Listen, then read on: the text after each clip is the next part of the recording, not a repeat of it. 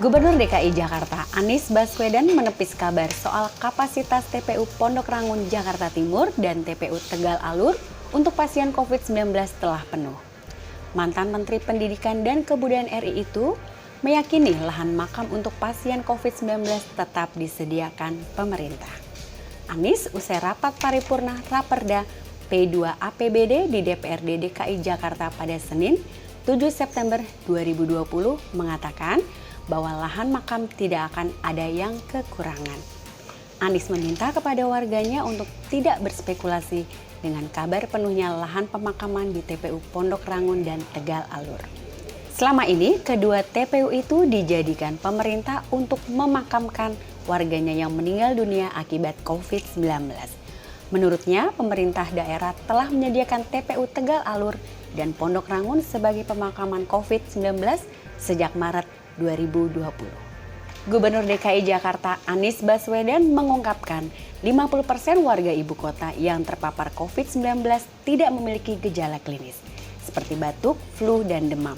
Sementara 35% warga memiliki gejala ringan. Kemudian 15% bergejala menengah dan berat.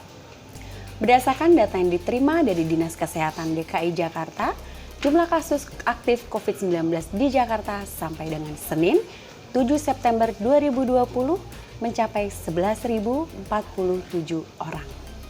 Mereka ada yang menjalani isolasi mandiri dan ada juga yang dirawat di rumah sakit rujukan khusus COVID-19. Sementara untuk total akumulasi kasus COVID-19 di Jakarta mencapai 47.796 orang. Dari jumlah tersebut, 35.341 orang dinyatakan telah sembuh dengan tingkat kesembuhan 74,1% dan 1.318 orang meninggal dunia dengan tingkat kematian 2,8%.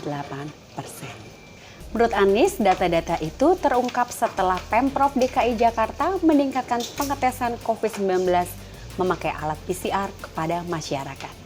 Anies juga menyebutkan pengetesan dengan alat PCR menjadi kunci mengapa testing itu tinggi, karena hasilnya dapat menemukan kasus dengan lebih banyak dan itu adalah bagian dari menyelamatkan nyawa masyarakat banyak.